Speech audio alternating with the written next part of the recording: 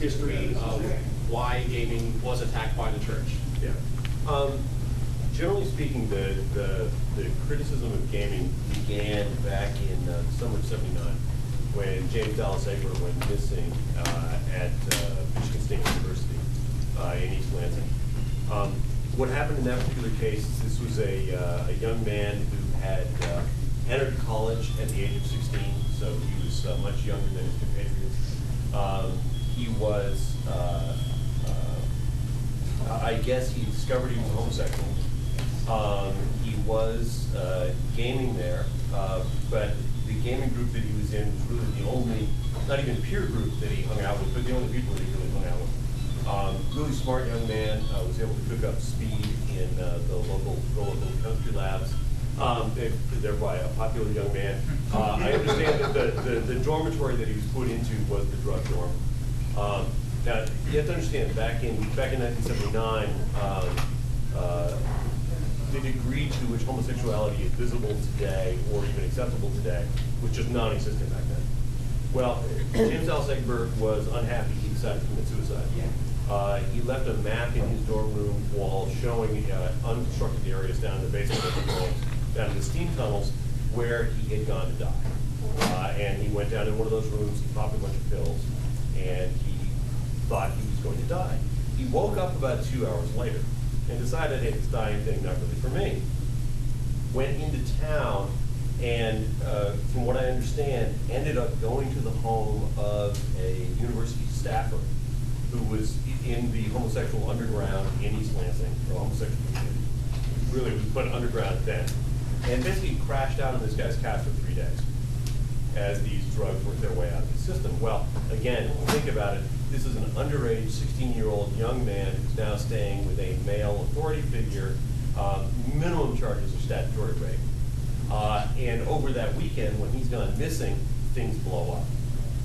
So Dallas doesn't want to stay in school. They agree and ship him basically down the Mississippi River from house to house, friends driving him down. He gets down to Louisiana, and somehow this scrawny 16-year-old kid gets a job on an oil rig.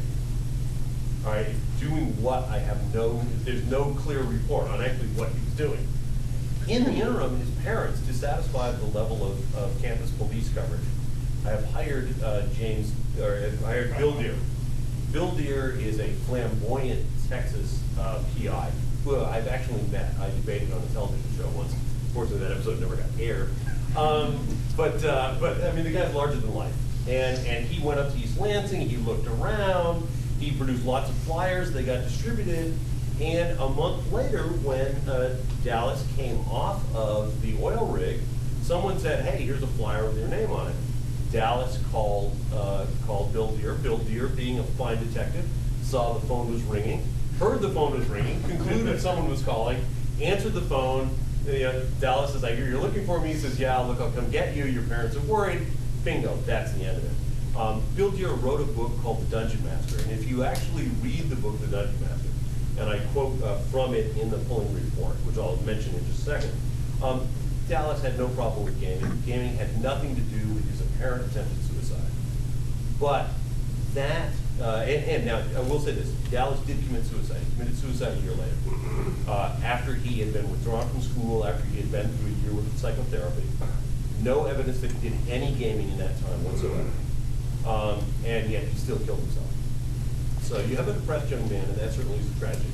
And given the way his life was set up, I mean, he was one of these guys that was just behind the 8 ball no matter what was going on.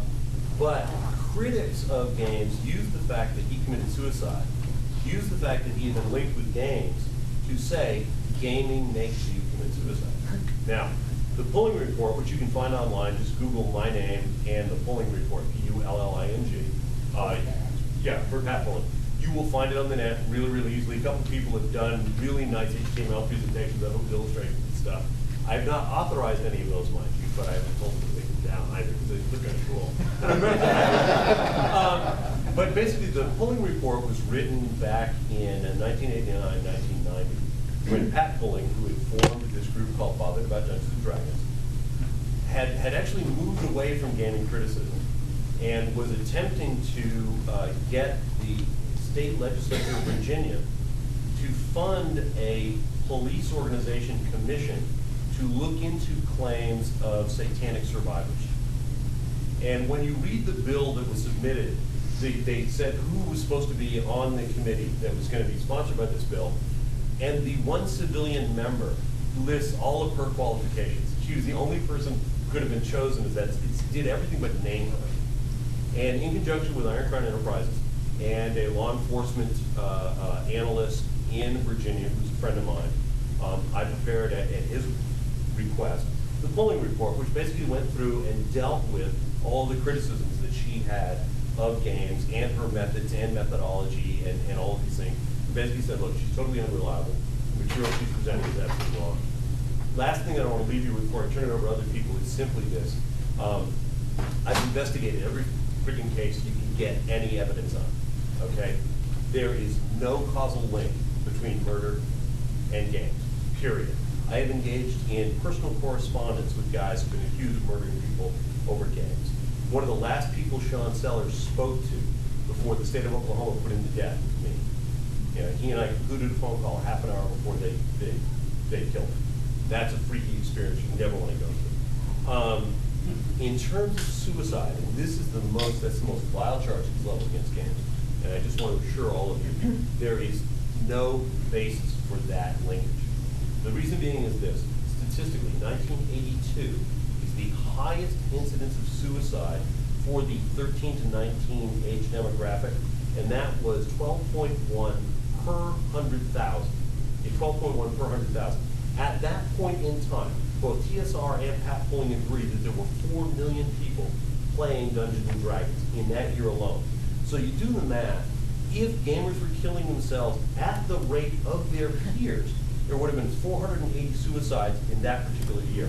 Moreover, suicide experts will tell you for every successful suicide, there are at least 6 attempts. So we would have had then thousands of attempts and 500 solid hits. Now, because in the late 80s, early 90s, there was a lot of teen suicide, federal government and CDC commissioned studies. And 3 things that they decided, and this is really, really important, because this explains why gamers do not kill themselves at the rate that their peers do. 3 critical factors for teen suicide are: 1, the person has to be a loner. 2, they generally are a substance abuser. 3, they have poor problem-solving skills. Now, obviously, your girlfriend's broken up with you, you're heartbroken, but your solution to that is, I'll put a gun in my mouth. Okay, not good problem-solving skills. And not an error that is generally recoverable from.